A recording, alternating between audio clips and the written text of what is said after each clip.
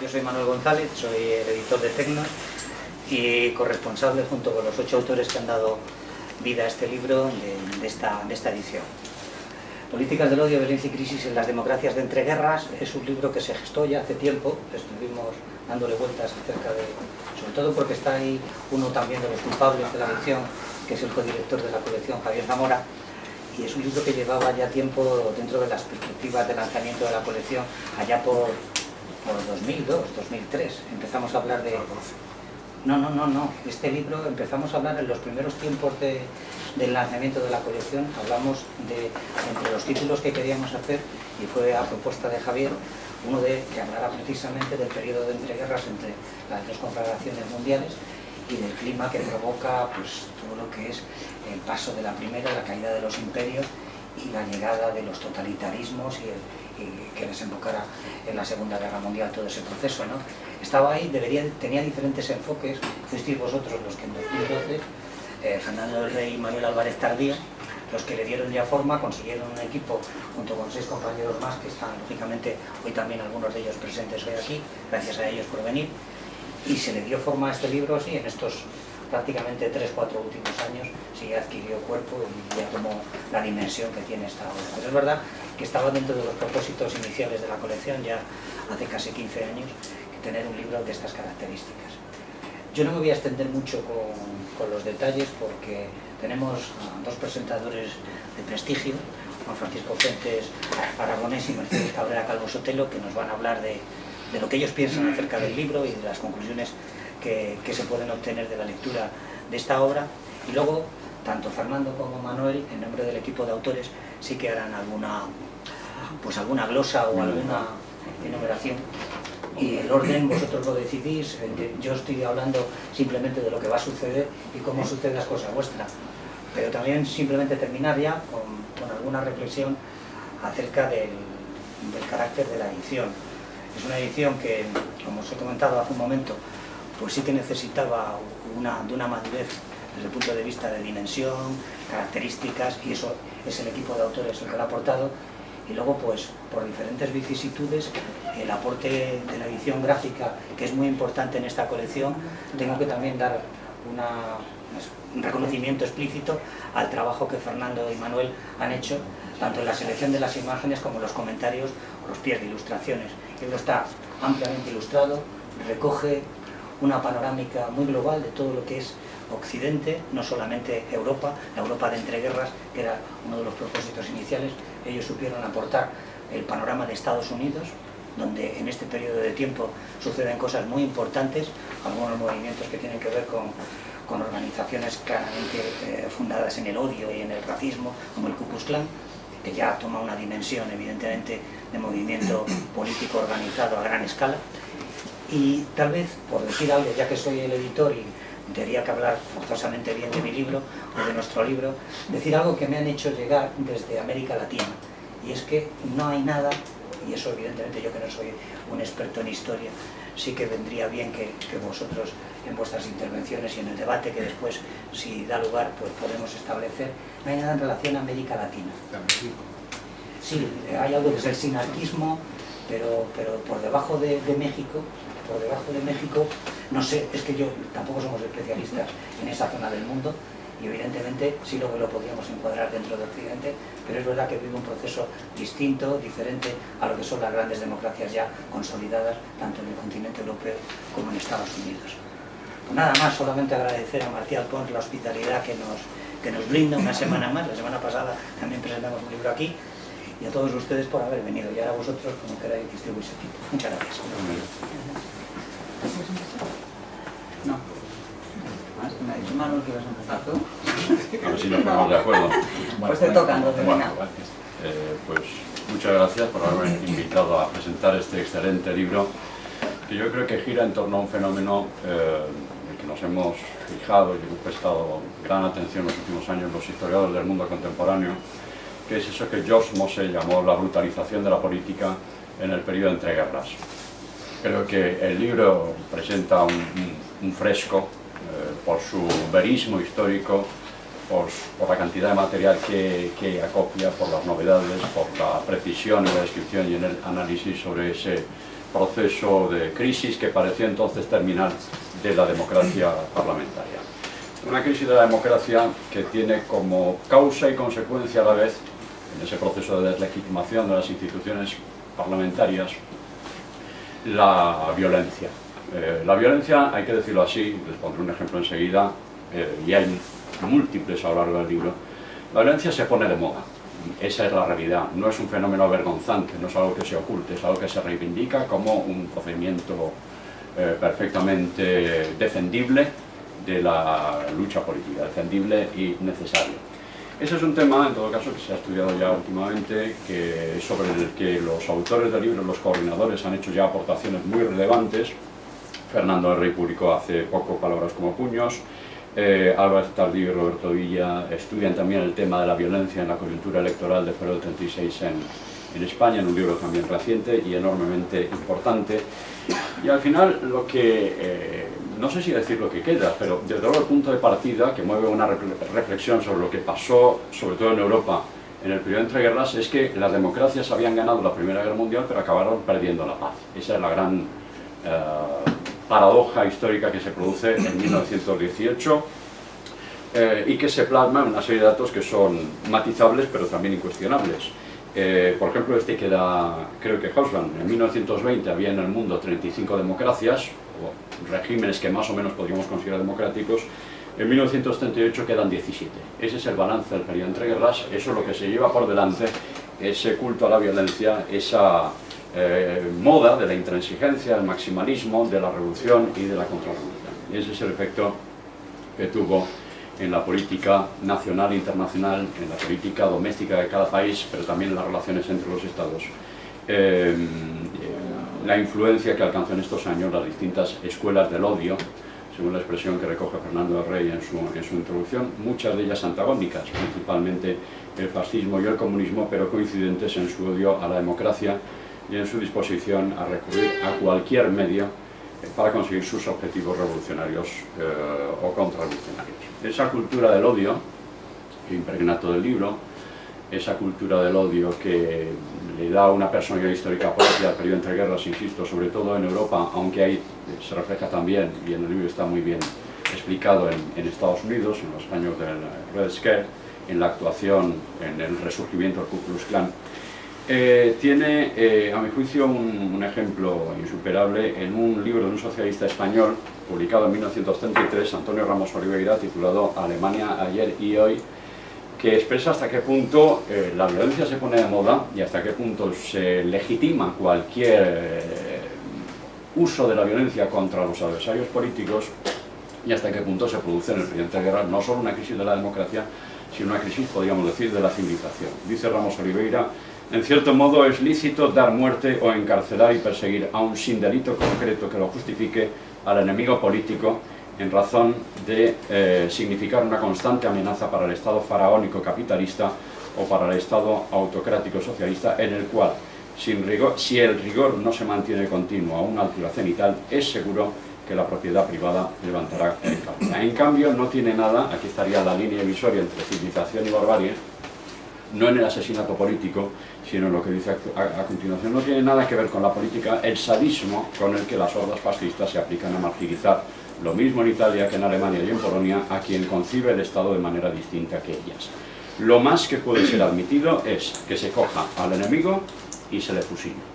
Bien, pues esto es lo que explica este libro, cómo se llegó a este grado de barbarie, qué pasó, cómo se llegó a ese nivel de degradación, no ya de la vida política, sino de la convivencia. Y yo creo que el libro ofrece una información, ofrece unas propuestas de enorme interés para seguir avanzando en ese trabajo de comprensión de, al final, un enigma histórico, un conjunto de paradojas históricas que se van sucediendo.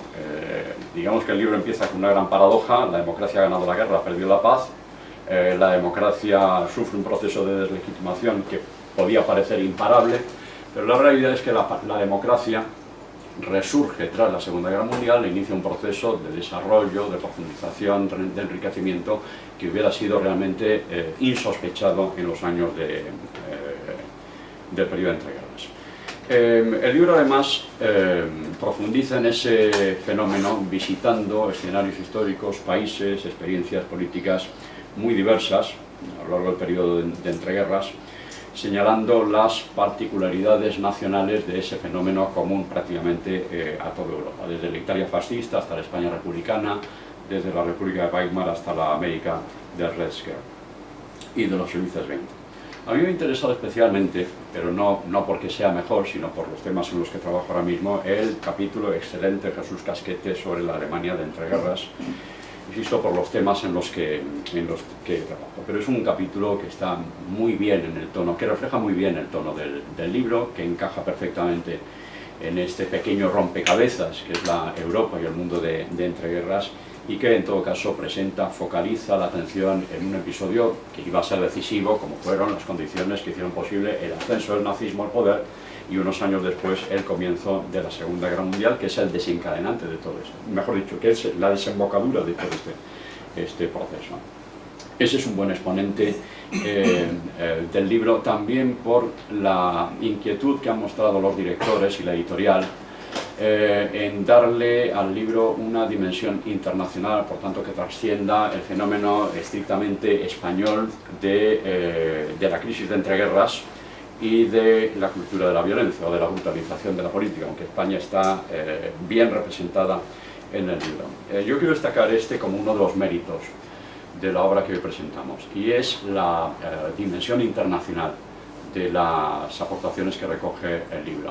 Y lo quiero resaltar no solamente por la calidad en sí del trabajo que han realizado los directores y los autores, sino porque creo que es un excelente síntoma del buen momento, con todos sus defectos, sus limitaciones, sus sectarismos, de la historiografía española, que es una historiografía que cada vez se atreve más a estudiar experiencias nacionales, culturas políticas ajenas a la nuestra, hacerlo con rigor, aportando ideas, propuestas, trabajando en las fuentes directas, en definitiva, una historiografía que ha salido de la autarquía, que se atreve no solamente a hacer historia comparada, que es importante, que se atreve no solamente a estudiar nuestra historia con parámetros homologables a los de otras historiografías, sino a estudiar la historia de otros países, la historia del mundo, con estándares de calidad realmente notables, y hacer, por tanto, historia comparada, historia transnacional, historia global, en definitiva, como se ha hecho en este libro, con el máximo rigor.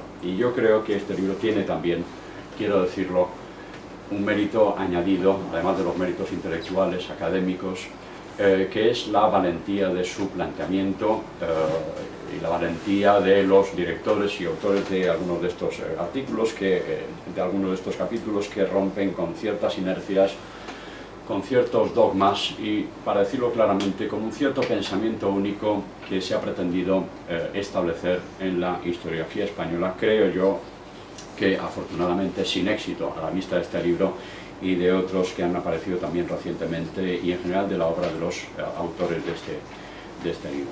Estos son los méritos que yo quería señalar en esta obra, la proyección internacional del libro y de los temas que estudia con rigor, profundizando realmente, porque en algunos casos se ha investigado sobre fuentes directas, sobre la realidad de estos países, la valentía y la honestidad de su planteamiento, el rigor y la profundidad en el análisis, la aportación documental y empírica en el conocimiento de estos problemas, de estos fenómenos a partir de fuentes de primera mano.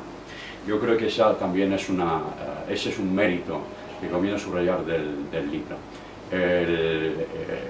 La atención a las fuentes primarias, el trabajo con material de archivo, el huir de uno de los defectos, a mi juicio, de la historiografía española en los últimos años, la archivofobia.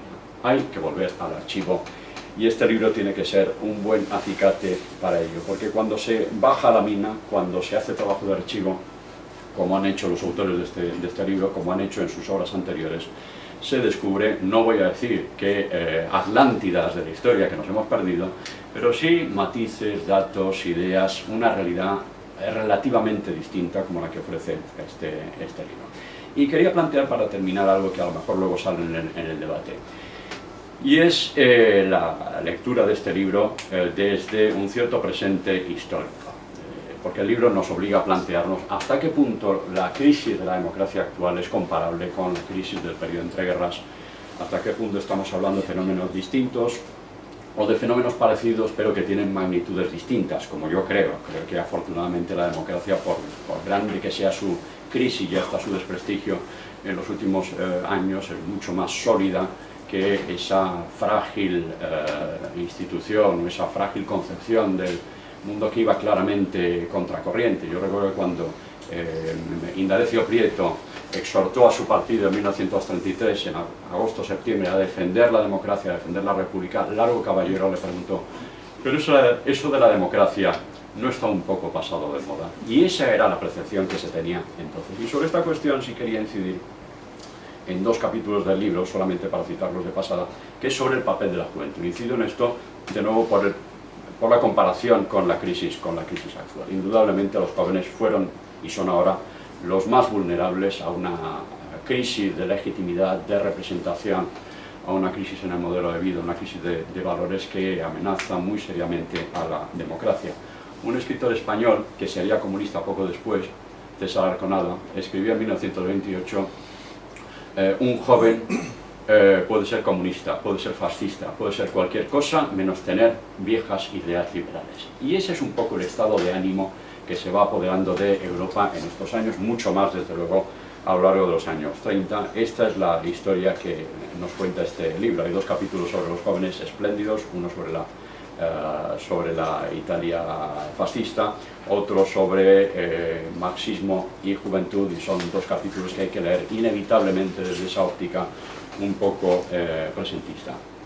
Estas son, en definitiva, las reflexiones que a mí me ha sugerido la lectura de un libro espléndido, admirable por todo lo que he dicho, y por todas estas razones y otras que seguramente saldrán a lo largo de esta presentación del debate, pues yo quiero expresar aquí, además de mi agradecimiento por la invitación, mi reconocimiento y mi admiración a los directores y a los autores de este libro. Muchas gracias.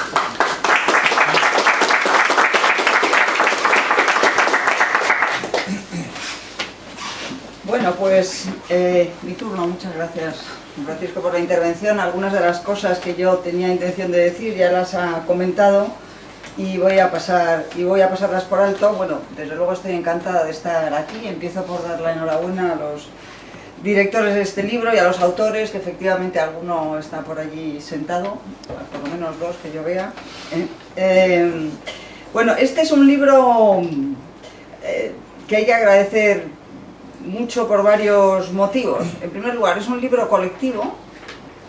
Hay muchos libros colectivos, pero este tiene la gran virtud de que no es una suma de capítulos inconexos o de trabajos que se juntan para, ¿no?, buscando alguna relación entre ellos y luego poniéndoles un título para que tenga sentido lo que hay dentro, sino que bueno, pues es una colección de escritos de distintos historiadores, en el que se nota no solamente la presencia de los directores y el trabajo de dirección que han hecho, sino también la existencia de un trabajo acumulado entre ellos, de discusión previa, de colaboración en equipos de investigación y también una preocupación común.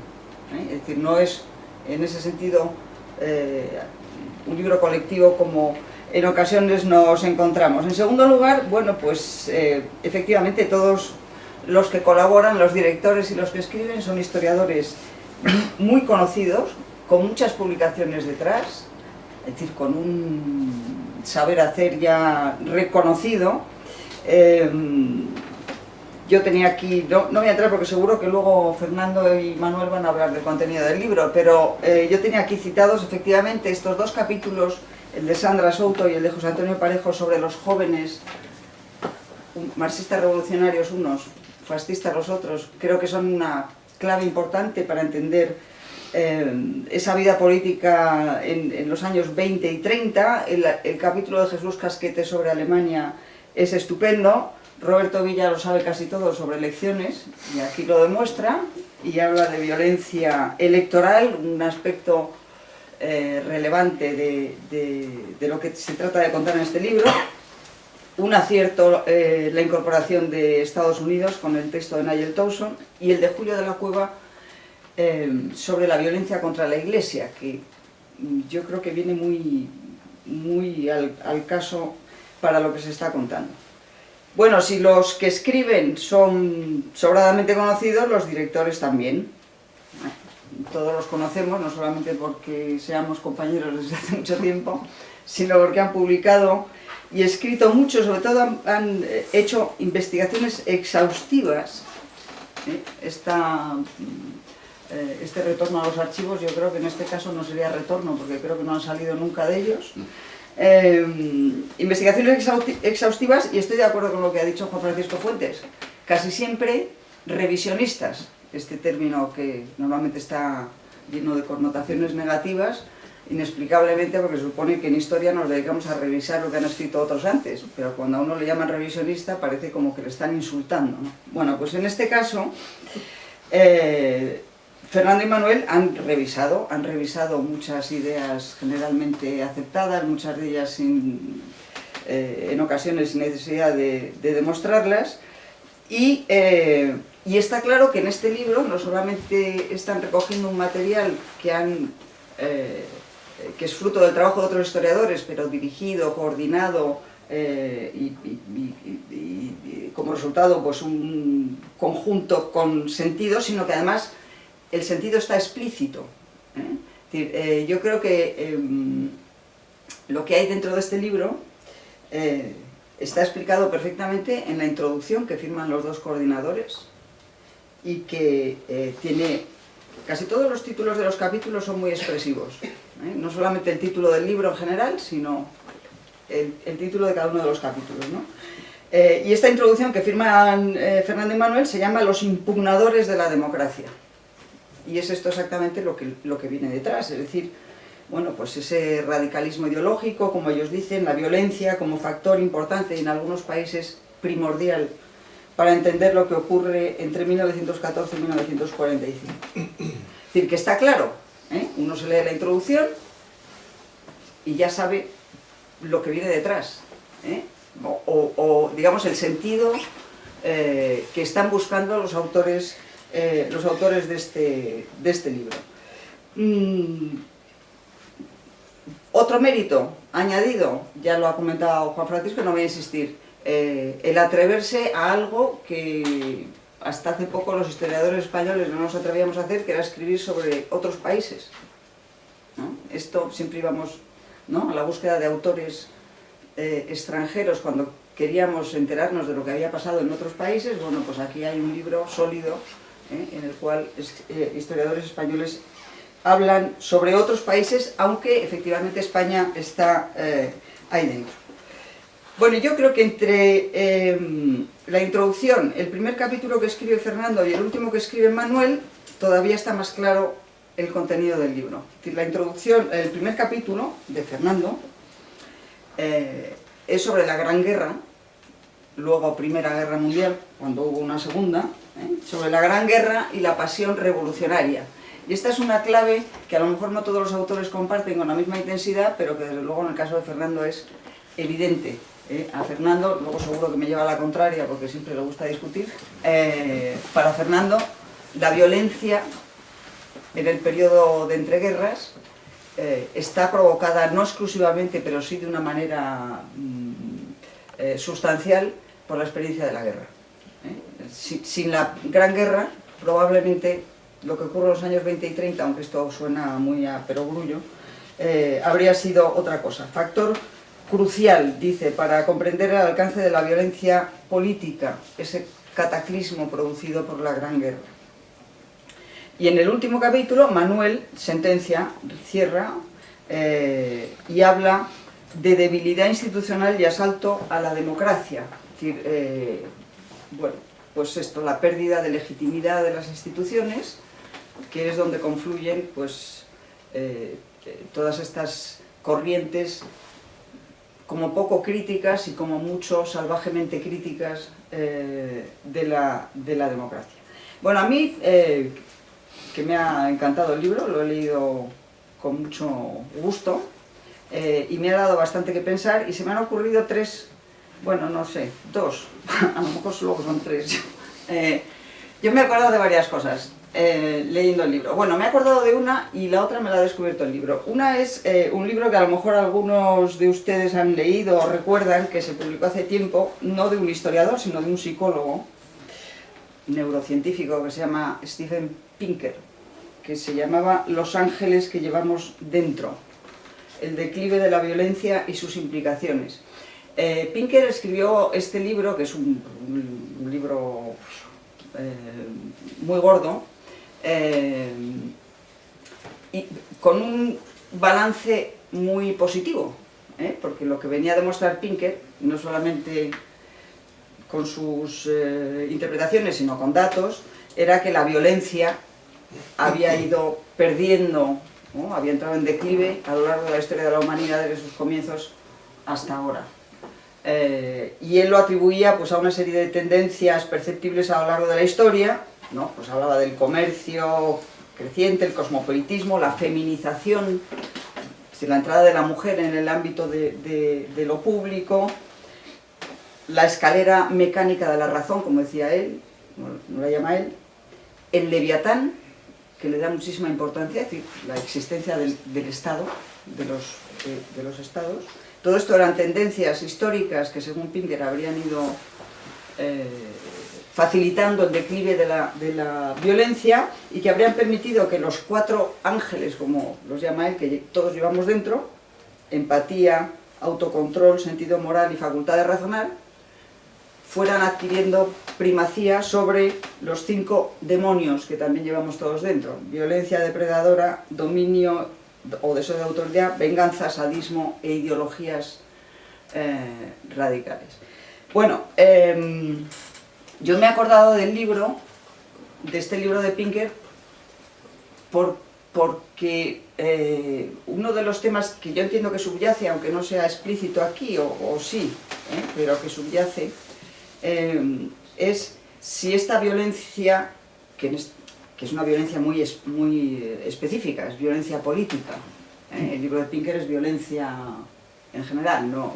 Y por lo tanto no estamos hablando de lo mismo, ¿no? Pero si esta etapa, los años 20 y 30, y estos niveles de violencia constituyen o no un paréntesis, una especie de accidente, ¿no? En un proceso de declive continuado, de pronto, en esas 2 décadas, hay una concentración, una explosión de violencia por las razones que aquí se explican. ¿Es un accidente? ¿Es un paréntesis? ¿O, como han intentado contar otros, forma parte de algo más extenso en el tiempo? Por culpa de este libro, yo sí me he leído, que se lo comenté a Fernando además, un artículo, esto sí, de un historiador, de Mazower, que escribió este magnífico libro que se llama La Europa Negra, y que tenía un artículo que yo no conocía sobre la violencia en el siglo XX, que está citado, yo creo que lo cita Fernando. Pues no sé quién lo cita, pero lo cita alguien, porque yo me fui ahí y luego busqué el artículo que no había leído, ¿no? Es un artículo, en mi opinión, estupendo, de estas cosas que escribe Mazower, que uno empieza a relacionar con múltiples cuestiones. Y de lo que habla Mazower en ese texto es sobre la violencia excepcional del siglo XX, no ya solo de lo que pasa en los años 20 y 30, porque él de alguna manera dice que hemos tendido a hacer sobre todo del nazismo, no tanto del régimen soviético, pero sí del nazismo y del holocausto, una referencia que marca la interpretación de la violencia hacia adelante y hacia atrás, y en cierto sentido, dice él, puede condicionar la visión de otros tipos de violencia. Es decir, estamos tan centrados en o hemos estado tan centrados, tan abrumados por aquella brutalidad, que quizá se nos ha olvidado, hemos puesto a otro nivel o en otro plano la violencia existente en otros momentos históricos. Y él incluso habla de la violencia que deriva de una cultura política occidental, mal que nos pese, que arranca de la Ilustración. Por culpa del artículo de Mazower, me he leído también el libro que acaba de publicarse de Misra, que es mucho más discutible, ¿no? Este que se llama La Edad de la Ira, que también es un análisis de las tradiciones culturales europeas y hasta qué punto esta violencia, no sé si esta, la que cuenta Mirra así, surge de la propia cultura occidental. Es decir, no solamente no es un accidente, sino que es nuestra. Es decir, no la hemos importado de ningún sitio, sino que es el resultado, Mazower dice, del nacionalismo fundamentalmente, de ese nacionalismo homogeneizador que habla de los otros y nosotros, etc. Y Mirra hace otro planteamiento. Bueno, ya no sigo. Todo esto se me ha ocurrido por culpa del libro.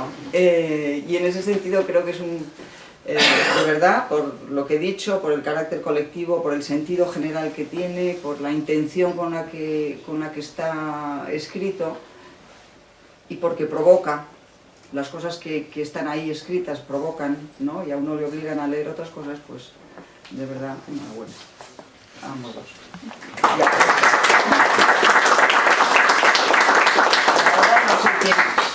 Nosotros vamos a tener dos intervenciones muy breves porque nos gustaría que montáramos en la medida de lo posible un coloquio.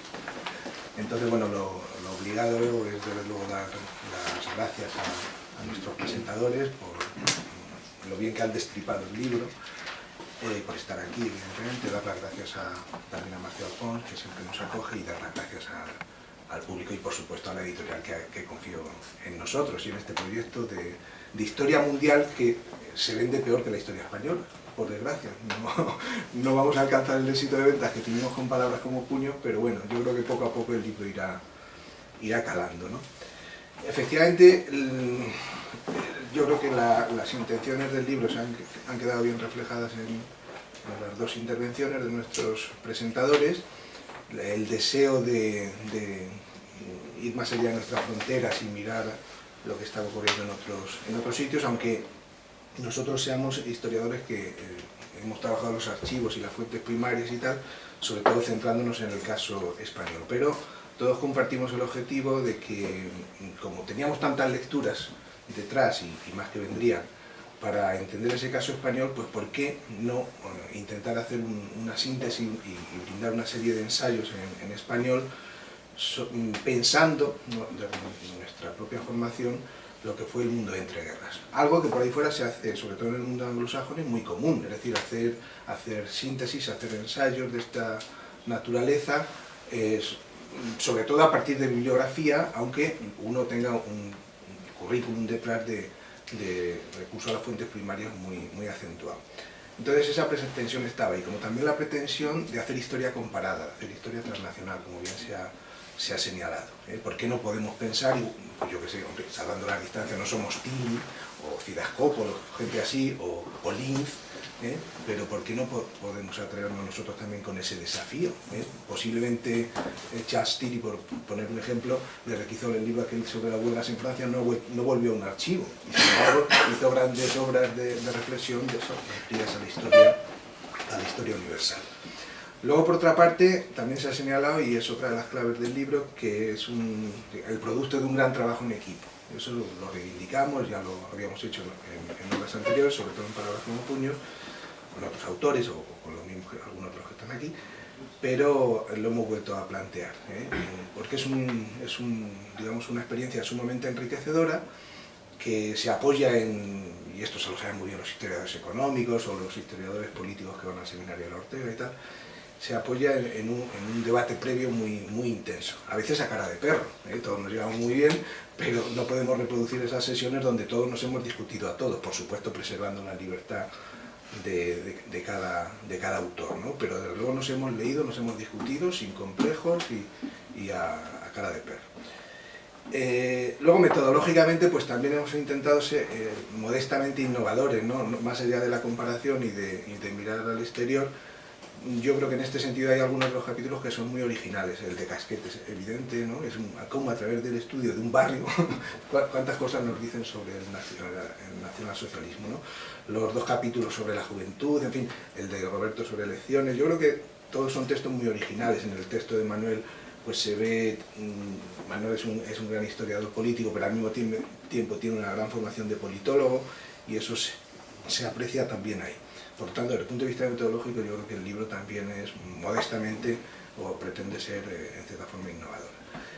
Y por último, es un libro que sí, que responde a esa tradición que aquí algunos despectivamente llaman revisionista. Nosotros estamos hasta las narices de que nos coloquen etiquetas, llevamos ya tantos años con esto, pero es que yo creo que la obligación de todo historiador es precisamente eso, entrar en diálogo, no para epatar, no para decir que soy más listo que los que nos han precedido, no, entrar en diálogo con la obra de los historiadores anteriores que han trabajado tal o cual tema, y a partir de ahí reflexionar, intentar aportar algo nuevo o en la medida de lo posible rescatar esas tradiciones, porque nosotros tenemos unos autores en los que nos reconocemos. Este libro yo creo que es muy linciano, por ejemplo, pero también se ve la influencia de Massower, de Richard Overy, de muchos historiadores internacionales, ¿no?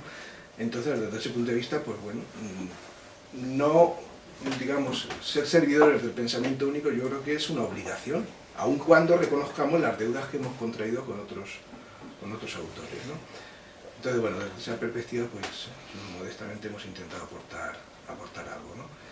Y no sé si me dejo alguna cuestión, pero vamos, sobre todo reivindicar que es una obra colectiva, reconocer también desde aquí el esfuerzo que han hecho todos los autores del libro, pues el libro, Manuel y yo somos simplemente 2 más de los 8 autores de este volumen, ¿no?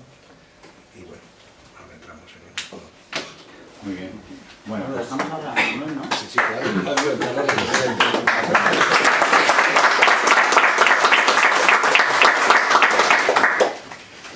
Bueno, pues muy buenas tardes a todos. Bueno, aunque me reitere, en algo me tengo que reiterar, es dar las gracias a la librería por dejarnos hacer la presentación, por ofrecernos el sitio para la presentación, y sobre todo a Juan Francisco y a Mercedes por aceptar la invitación para estar aquí con nosotros este ratito, y es un placer siempre leerlos y también, como han demostrado hoy, escucharlos. Yo estoy muy contento de la publicación del libro. Voy a empezar llevándole un poco la contraria a Fernando. Creo que lo vamos a vender bien y va a tener una gran difusión, Los datos son muy buenos hasta ahora y van a ser todavía mejores, sobre todo cuando algunos de nuestros críticos, que nos leen mucho, empiecen a hablar del libro. Entonces hay que darles tiempo que empiecen a hablar del libro. Cuando empiecen a hablar del libro, circulará más. Con lo cual yo creo que algo habremos hecho bien si eso se produce, y se producirá pronto, o ya se estará produciendo. Bueno, bromas aparte, pues tengo que decir que estoy muy contento, que tengo que dar las gracias a los autores que han participado con nosotros, que el libro es el fruto, claro, comentaba Manuel de la editorial, él nos ha dado la oportunidad de sacar adelante un libro que no es fácil de publicar, porque es un libro que no es de una sola persona, que es un libro que no es solo un tema de historia militar o de historia de España, que siempre tienen más mercado, y que además es un libro en que hay que tener como editor mucha paciencia con nosotros, porque es un libro que a nosotros nos gusta trabajar, pulir, discutir, y eso pues hay que darle las gracias al editor de que nos haya permitido publicar un libro voluminoso, trabajado con esmero y con cuidado. Desde luego le hemos puesto mucha pasión, muchas ganas, hemos discutido mucho entre nosotros para tratar de construir un producto, si me permitís esa expresión un tanto mercantilista, un producto homogéneo e interesante, que no fuera, como ha contado Mercedes y has reiterado Fernando, simplemente pues una justaposición, una suma de trabajo fruto de un pequeño encuentro. Sin embargo, me acuerdo, y lo he tenido muy en mente cuando estaba pensando qué decir hoy, de un libro que sí era el resultado, pero era mucho más, de un encuentro que se produjo en la Fundación Pablo Iglesias a finales de los años 80, a principios de los 90, y que se publicó, me parece que en el año 91, ¿no? Un libro que publicó la Fundación Pablo Iglesias y que iba sobre la crisis de la Europa de entreguerras, un libro que coordinó Mercedes con Pablo Martín Aceña y Santos Julián, me parece. Y bueno, en ese libro yo me considero, yo era muy pequeñito y luego crecí un poquito más, y cuando empecé a trabajar en estas cosas que me han preocupado tanto del mundo de entreguerras, pues yo aprendí mucho con ese trabajo y discutí mucho con ese libro. Sé que es el fruto de unos diálogos, pero es una de esas cosas que se hacían muy bien, quizá porque todavía no se pensaba mucho en eso de los tramos, sin publicar tantos libros y tantas cosas, sino que se hacían debates. Es además un libro donde había unos capítulos y otro comentaba. Y me acuerdo del artículo de Linz, que era un poco, sintetizaba lo que Linz ya había trabajado en La quiebra de las democracias y en otros sitios, pero planteaba buena parte de todo lo que ha ido saliendo hoy y que en el fondo sale en este libro. Un gran maestro como Linz del que yo me considero deudor. Y quería comentarlo porque, recordando lo de Linz en un momento de ese capítulo, mencionaba algo que por lo menos a mí me ha influido mucho a la hora de pensar este trabajo y discutir con mis compañeros, y que yo creo que subyace en buena medida todo el libro, y es que lo verán cuando lo lean, es que el libro en buena medida parte de dos presupuestos importantes. Uno es que para avanzar, y es difícil avanzar en el conocimiento de entreguerras, porque es que casi todo, o buena parte, está investigado y trabajado. Y sin embargo, pues eso, para avanzar, en buena medida yo creo que hay que tener en cuenta esa recomendación, de esas recomendaciones muy inteligentes que tenía Linz, ¿no? Él citaba a Hirschman para hacer referencia a la idea de que cualquier análisis, dice, de la crisis en la Europa entre guerras, en cada uno de los países en particular, dice, debe partir de una perspectiva probabilística y no determinista. O sea, él insistía mucho en que no podemos pensar que todo está hecho de antemano, que todo tiene una explicación. Y ahora, escuchando a Juan Francisco y escuchando a Mercedes, también me acordaba mucho de esto. Por un lado, cualquier reflexión sobre la violencia no puede partir del hecho de que ya estaba determinada. Sobre eso hemos tenido muchas discusiones, porque si efectivamente la guerra es tan decisiva, podría dar la sensación de que estaba determinada, pero sabemos que no, con lo cual eso abre un campo de análisis que se va trazando a lo largo de todo el libro en distintos capítulos. Con la microhistoria que hace Jesús, tan estupenda, con los archivos en las calles, con ese capítulo tan bien escrito de José Antonio en el que analiza la cuestión, digamos, de la relación entre los jóvenes del mundo fascista, pero no solo los fascistas, y la violencia, el mundo de la revolución, de la pasión revolucionaria de los jóvenes de Sandra, la perspectiva americana de Nigel, la forma en que lo engloba el trabajo de Fernando, pero al final es la percepción de que, aunque haya mucho investigado y mucho trabajado en el libro, queríamos hacer, por lo menos yo lo veía así, dos cosas. Una era demostrar que se puede seguir reflexionando, trabajando y pensando mucho sobre el mundo de entreguerras con una cierta perspectiva de lo que son nuestras preocupaciones actuales, pero sin cometer errores ni hacer trampas, pero también que para ir construyendo análisis más profundos y que aguanten mejor el paso del tiempo sobre el mundo de entreguerras, también hay que dialogar con algunas de las textos que han tenido un cierto influjo y una cierta influencia en los últimos años. Por lo menos esa también era mi preocupación en el capítulo, pues, en la que yo, pues, con toda la profundidad que he intentado ponerle, pues discuto mucho el análisis tiliano, la interpretación tiliana de la crisis de la democracia, tirando en buena medida mucho de Linz, y reclamando, y una vez más vuelvo a ese libro, la importancia de los factores de ingeniería política, la importancia que tienen los factores de ingeniería política. Yo creo que es un libro que desde muy distintas perspectivas, algunas más intelectuales y culturales, otras más de análisis político, como el capítulo de Roberto, donde es muy importante insistir en la importancia que tienen el diseño de las instituciones para canalizar las pasiones y los conflictos, pero, como insistía Linz y decía Linz, sobre todo también la importancia de los factores de ingeniería política, donde hay que incluir el liderazgo. El liderazgo. Porque al final, como comentaba Mercedes, y si podemos entrar en el coloquio, a mí me ha encantado vuestra intervención, la de Juan Francisco y la de Mercedes, Juan Francisco, porque comentaba, ¿no?, la presencia asfixiante y constante de la violencia, ¿no?, y el hecho de que, bueno, llega un momento en el cual parece que lo viejo, lo caduco, lo que no está de moda, lo que es la democracia, por lo que la democracia tiene de kelseniana, de formal, de legalista, de procedimental, de pensar que al final no es un sistema que nos resuelve todos los problemas, sino que es un sistema que nos ayuda a que las diferencias y los problemas no nos lleven a matarnos.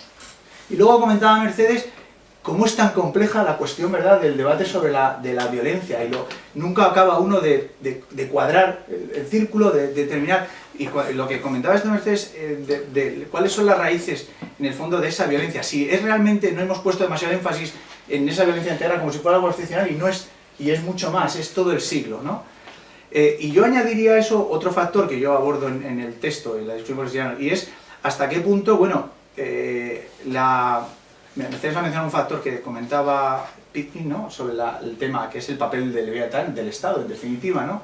Es decir, hasta qué punto también la violencia no tiene, como en este libro yo creo que sale, la violencia no tiene mucho que ver con la propia llegada de la democracia. a veces pensamos que es una reacción a la democracia, pero va también dentro de la competencia democrática. O sea, los demonios, diríamos, de la competencia democrática. Y vuelvo otra vez y ya cierro al Linz. Es decir, la importancia que tiene no perder de vista que la democracia se enmarca en un conjunto de factores institucionales de ingeniería política que en cierto modo la contienen y nos dan de ella lo más positivo. Pero que, sin esos factores o si esos factores no funcionan bien, la competencia democrática implica también elementos de riesgo en su conjugación y en su relación con la tradición liberal, ¿no? Entonces, bueno, es un libro fascinante, pero a la vez complejo. Todo esto que planteo a su vez lo llevamos a distintos escenarios y distintos contextos, pero en todo caso, bueno, yo tengo que decir que me alegra mucho que el libro haya por fin visto la luz, que lo hayamos podido publicar, que Tecnos haya confiado en nosotros.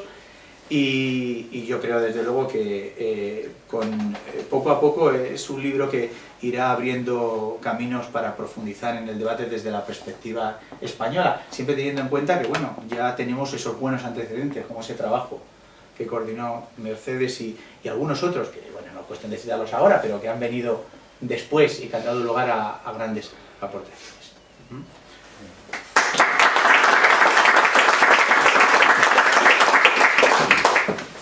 Pues, preguntas.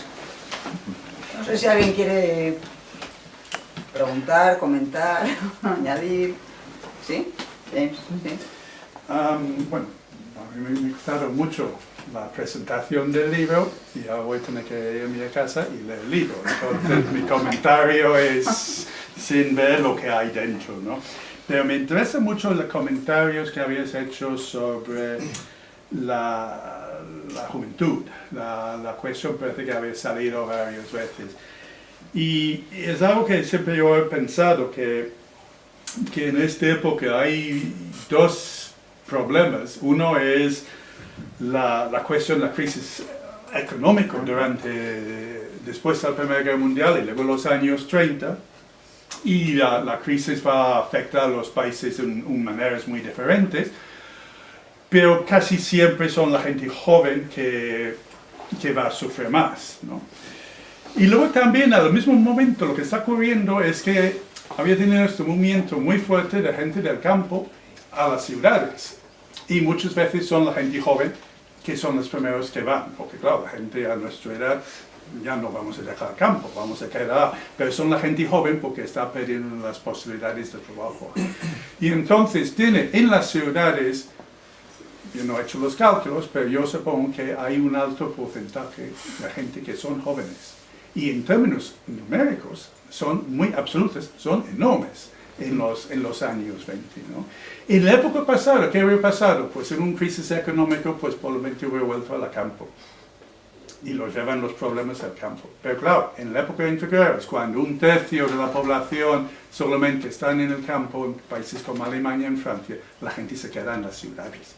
Entonces hay una concentración de gente joven, sin empleo, con muchas ideas pasando alrededor, y seguramente esto va a tener efectos que antes no había tenido, antes de la Primera Guerra Mundial no había tenido. ¿No? Esa es una observación que simplemente es en el libro. ¿Quiere decir algo? Sí.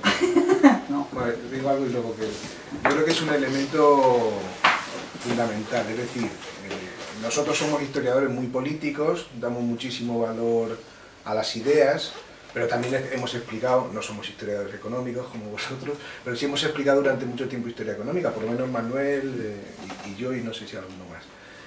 Y por tanto esas dimensiones las tenemos presentes, y en el análisis de Sandra se ve perfectamente, etc. Es decir, por lo pronto las sociedades europeas, y el caso español es quizá muy llamativo también en ese sentido, son poblaciones mucho más jóvenes que ahora. Claro, y se está produciendo un gran cambio social, y en países como España, quizás no tanto en la Europa Atlántica, donde eso ya se había producido. Es decir, el cambio social está ocurriendo al mismo tiempo que tienen lugar esas grandes convulsiones económicas, y también la democratización. Es decir, todo eso ocurre al mismo tiempo. Es decir, toda esa gente de pronto acceden a la política de forma real.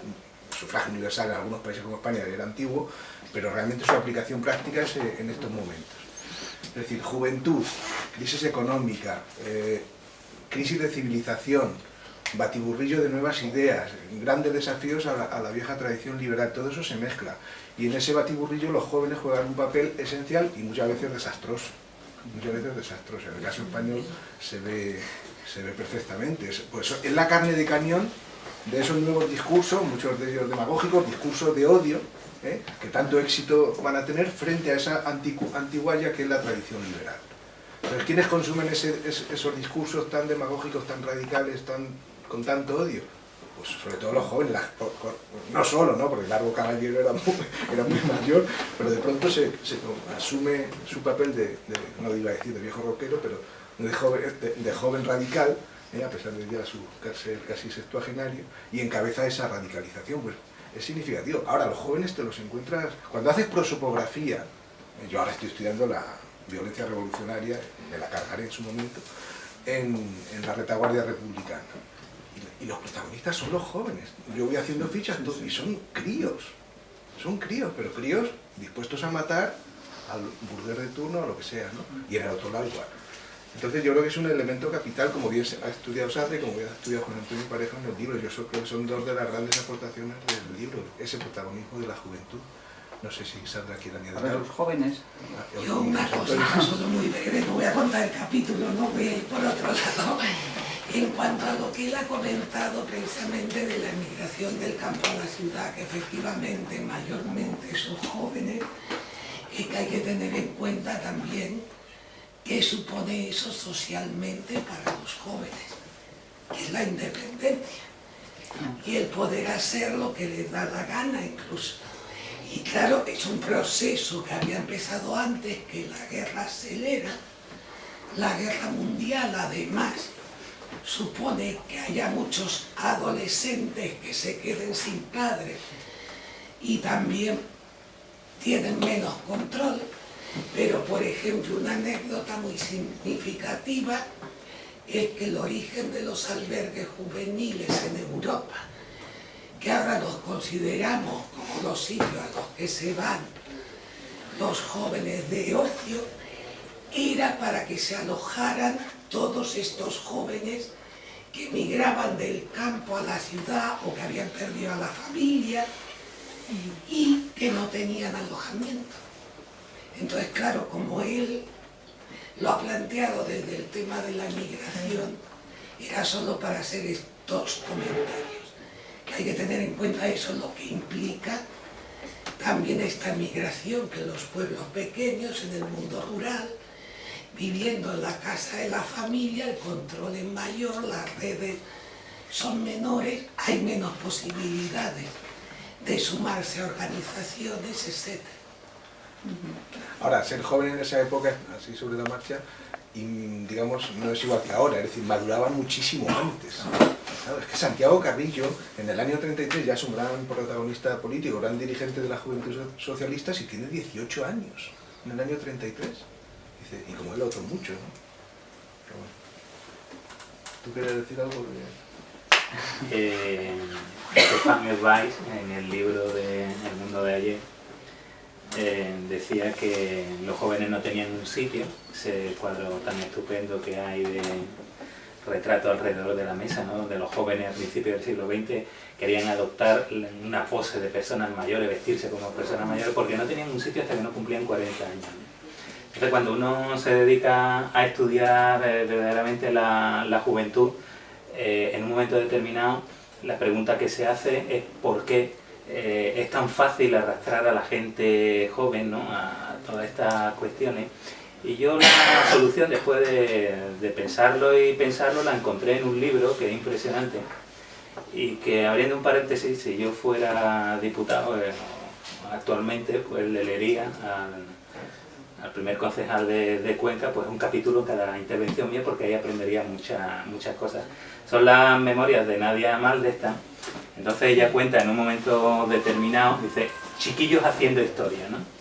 Esos chiquillos haciendo historia, ella lo descubre porque en un momento determinado están leyendo un poema de Mayakovsky en donde están contando cómo están asesinando a los oficiales del ejército blanco, y ella se ríe, y su amigo Ehrenburg le llama la atención, le echa una riña muy grande, le hace ver la inmoralidad que es eso tan espantosa, y ella descubre a partir de ese momento que las cosas hay que tomarlas con mucha más seriedad.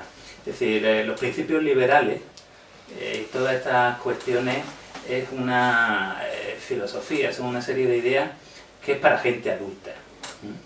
Es decir, asumir el principio de responsabilidad sobre lo que se articula todo, eso necesita madurez. Y esa madurez te la da en un momento determinado, y es lo que señala Nadia Maldestán, un buen maestro. Es decir, la juventud en el periodo de entreguerras se decanta hacia un lado y hacia otro, no tantas veces por cuestiones estructurales, cuestiones económicas, sino porque en un momento determinado se encuentran con un mal maestro.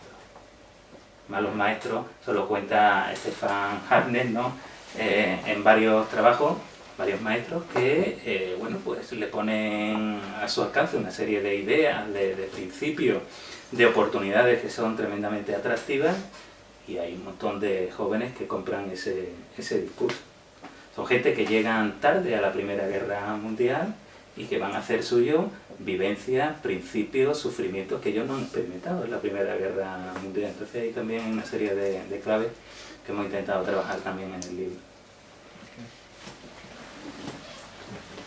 Muy bien. Más cuestiones. Se van a frustrar aquí los coordinadores, ¿no?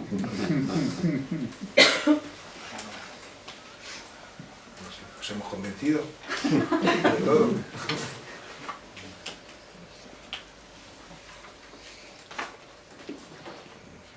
No, Bueno. Hablando de la relación entre la Primera Guerra Mundial y la oleada de violencia que se desencadena en Europa, es difícil entender cómo una experiencia bélica tan traumática como aquella guerra desencadenó dos impulsos totalmente antitéticos, como fue por un lado el pacifismo, que fue un sentimiento que parecía que iba a ser predominante, pero era lógico ante semejante barbarie, nunca más, pero por otro lado también el culto a la violencia y la exaltación de la guerra, que en realidad viene de antes, pero digamos que se convierte ya en parte de no sé si decir doctrina política, pero casi, es decir, Lenin llevaba reflexionando sobre el potencial de transformación de la guerra, que yo sepa por lo menos desde 1905. En 1905 escribió un artículo titulado El arte de la guerra civil. La guerra civil estalla en Rusia 13 años después, no 13, y por tanto, si hay una relación causa-efecto es el pensamiento hacia el proceso que desencadena y no el proceso hacia ese pensamiento que es anterior, ¿no? Entonces es complicado entender cómo un episodio como la Primera Guerra Mundial pudo desencadenar dos sentimientos tan absolutamente contrapuestos y cómo acabó ganando el que parecía que estaba peor colocado de los dos, porque lo lógico es que la guerra mundial dejará un pozo de rechazo de la guerra y tal, que fue muy fuerte, pero se fue debilitando. Y entonces eso es muy difícil de entender. Sí, en ese sentido, la verdad es que lo que planteaba ahora respecto, siempre es verdad que nosotros en este libro, como historiadores, digamos fundamentalmente de la política, de las ideas y en cierto modo también en el libro de la cultura o historia intelectual, no tenemos, por ejemplo, no hemos dedicado un capítulo específicamente, porque sobre eso ya hay otros trabajos, a la cuestión económica. Subyace, está presente en la introducción, en el trabajo de Fernando, pero es cierto que hasta cierto punto, por lo menos yo, y aquí ya hablo yo no como director, sino como autor de un capítulo, yo siempre he tenido la sensación de que el recurso a la cuestión económica y a la cuestión de la crisis económica no es un recurso fácil, para una explicación fácil, pero que no nos da una respuesta convincente a una interrogante como la que acaba de plantear ahora Juan Francisco. Y que al final hemos abusado, o se ha abusado mucho a veces, de decir, bueno, es que el contexto de una hiperinflación, la gran crisis bancaria como afecta a Austria, por ejemplo, el hecho de en fin, yo enseño historia económica y una importancia del derrumbamiento del comercio internacional, ¿no?, en el periodo de entreguerras, cosa que uno pone los pelos de punta, ¿no?, y que tienen que tener obviamente un impacto. Pero por otro lado hay grandes preguntas sobre el periodo de entreguerras, que son preguntas en realidad sobre la reflexión, sobre pues vuelvo al IN, sobre cómo se mantiene una democracia y cómo quiebra, o cómo puede llegar o no a quebrar, que claro, al final se entremezclan, como decía Lin, la cuestión de la legitimidad y la cuestión de la eficacia. Es evidente que los gobiernos tienen que ser eficaces, Los gobiernos tienen que ser eficaces más cuando dependen de la voluntad de millones de personas, de repente, y ya no de menos personas. Cuando uno está movilizando y compitiendo por el apoyo popular y tiene que renovar ese apoyo cada X tiempo, está obligado a ser más eficaz, pero también a ser más eficaz en el terreno cultural, de la propaganda. Y ahí entra en juego otro factor. Y es decir, que uno puede estar inmerso en un contexto de debilidad económica muy potente que afecte a los jóvenes, pero no solo a los jóvenes, porque también podríamos hablar de todos aquellos que va aumentando la esperanza de vida, se hacen mayores, van viendo cómo sin un Estado como el nuestro actual, pues tienen dificultades para salir adelante, o para salir adelante si han sufrido algún tipo de minusvalía durante la guerra, o si mujeres que han quedado viudas, ¿no? Lo que supone el más de 1 millón de mujeres viudas en la Gran Bretaña posterior a la guerra.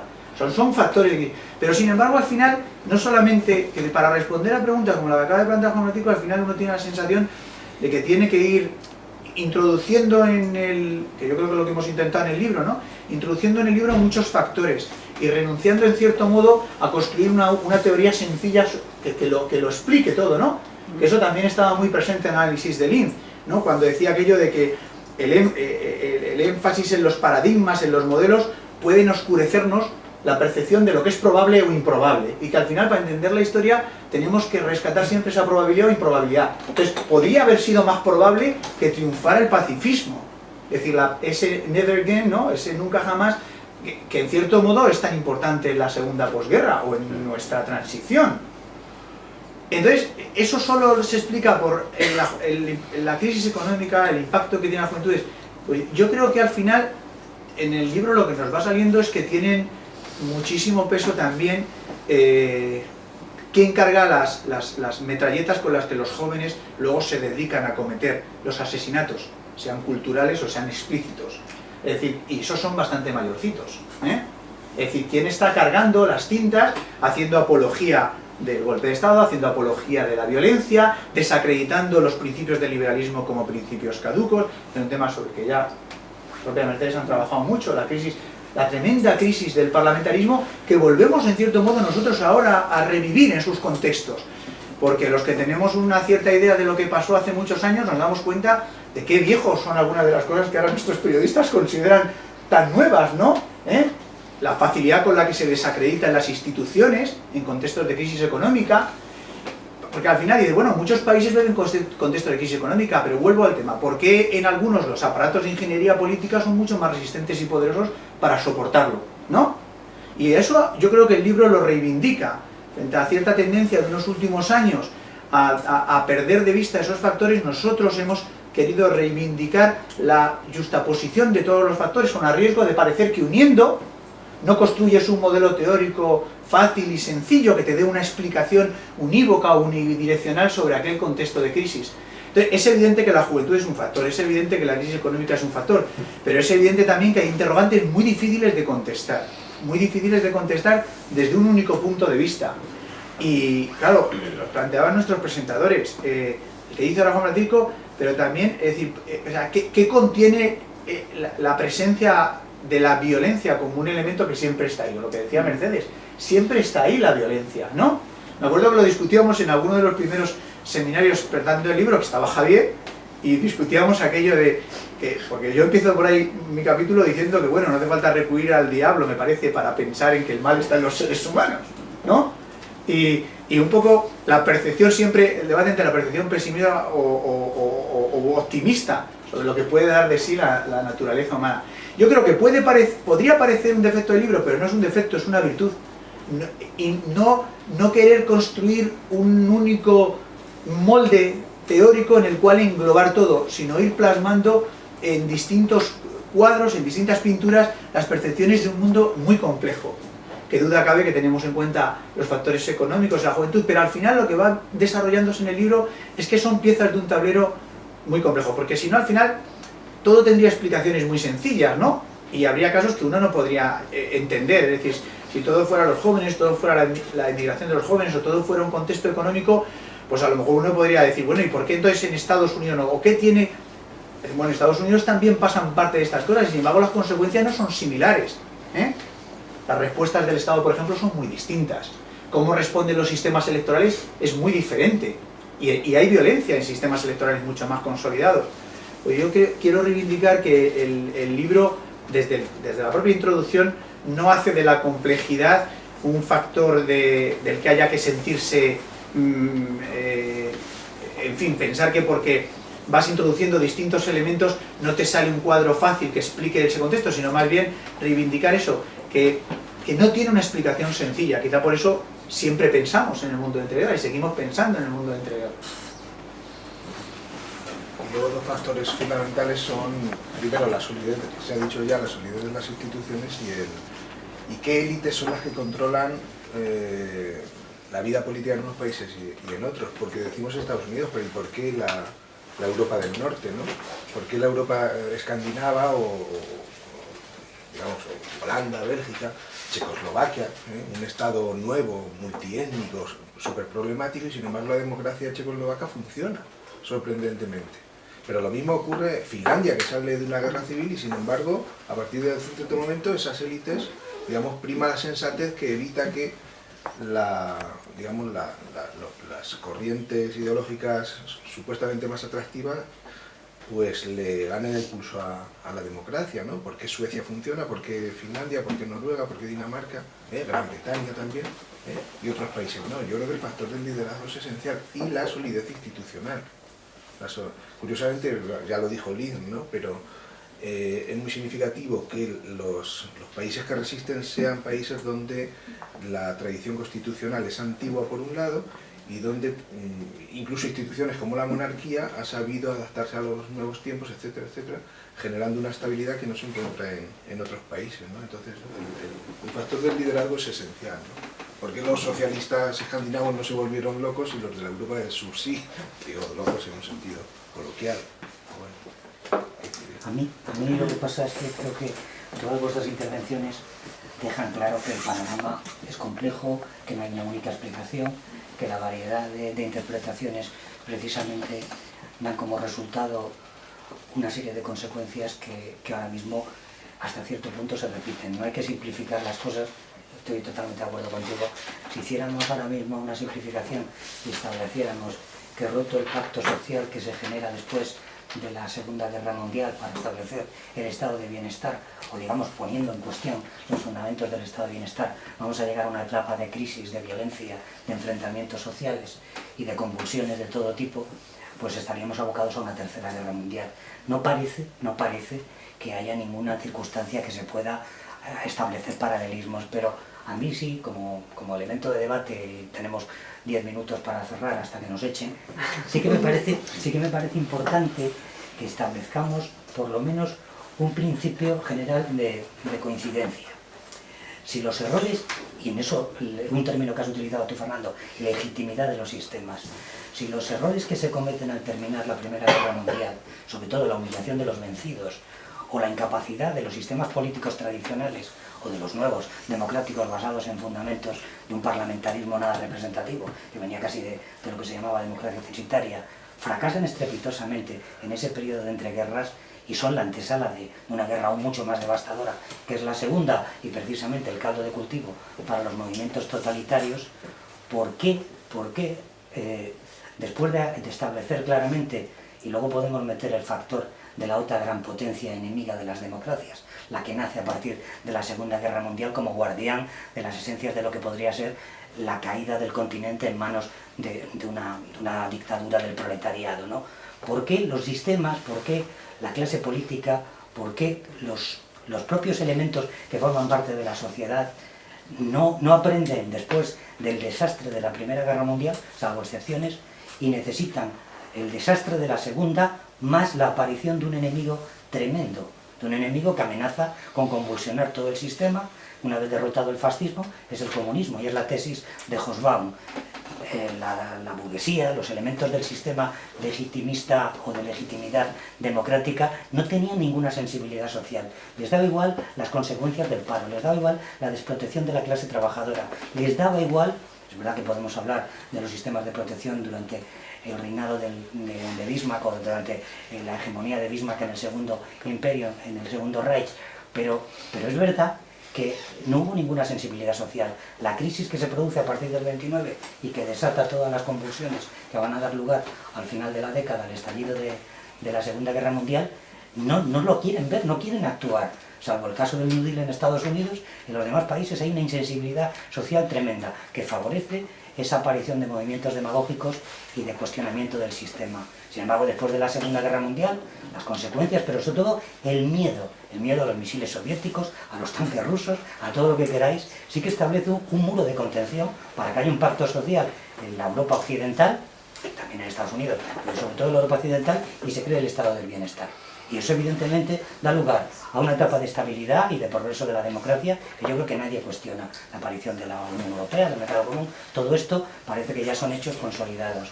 ¿Hasta qué punto, y eso es un motivo de reflexión, y ya termino, hasta qué punto esta crisis no puede repetir algunos, solo algunos, y muy pocos por cierto, de los elementos que provocaron pues el estallido de la segunda, en el periodo entre guerras? Sí, bueno, A ver, espera un momento. Yo sí estoy oyéndote, que es verdad que la pregunta nos la hacemos todos, porque además hemos leído desde la crisis de 2008 hasta ahora toda clase de comparaciones, similitudes, proyecciones hacia tal y no sé qué.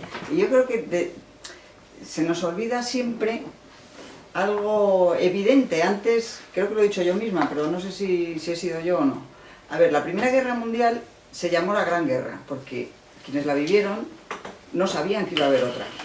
Quiero decir, nosotros tenemos una información acerca de lo que debió hacerse que ellos no podían tener, porque no podían tenerla, es decir, que estaban viviendo las circunstancias que estaban viviendo. Es decir, nosotros podemos entender hoy que los europeos o el mundo en general aprendió por fin, después de una Segunda Guerra Mundial, lo que no había aprendido después de la Primera, pero claro, es que lo estamos poniendo, no nos estamos poniendo en la situación de quienes tenían que tomar decisiones, hablar, movilizar, explicar en cada uno de esos momentos, ¿no? Es decir, les estamos pidiendo que supieran lo que iba a pasar 20 años más tarde.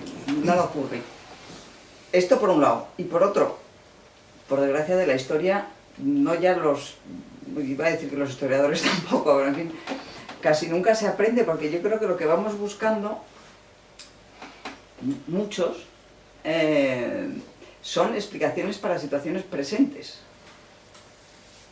en lugar de tratar de explicar las situaciones pasadas. Es decir, inevitablemente estamos proyectando nuestras preocupaciones actuales hacia tiempos anteriores, y por lo tanto yo creo que estamos exigiendo a los protagonistas cosas que eran imposibles para ellos. No sé si explico lo que quiero decir, ¿no? Lo que pasa es que planteamientos como este lo que nos ayudan es a interpretar el pasado, eso sí. Es decir, como sabemos lo que pasó después,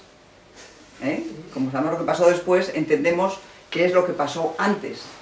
Pero claro, pedirles a quienes vivieron aquello que actuaran de acuerdo con la información que nosotros tenemos, me parece que es... Cuando Wilson establece las conclusiones después del Tratado de Versalles, a Wilson todo el mundo le ningunea. O sea, toda la política francesa, por ejemplo, con la ocupación de la cuenca del Ruhr y del Sarre, es de humillación al vencido. Y eso es un caldo de cultivo de violencia. Y claro, cuando los nazis predican, pues eso, la expulsión de los extranjeros de la sagrada tierra alemana, está claro, y sacan afiche por ahí de paseo, pues lo tienen muy claro, ¿no? Tienen argumentos. Y cuando a alguien se le humilla, y recientemente hemos visto un episodio aquí en la política nacional, cuidado con las humillaciones, porque los vencidos se revuelven y aparecen fenómenos imprevistos. Si lo pagues, yo creo... No, estaba pensando en Chamberlain y la política de apaciguamiento. Claro, si Chamberlain hubiera sabido... Sí, pero no recuerda lo que le dice Churchill a Chamberlain. Usted ha ido a Múnich, tenía para elegir entre la guerra y la humillación, ha elegido la humillación y ahora vamos a tener guerra. Y acierta al 100%. Bueno, aunque lo aplauden bastante cuando vuelve. Sí, vuelve como un héroe.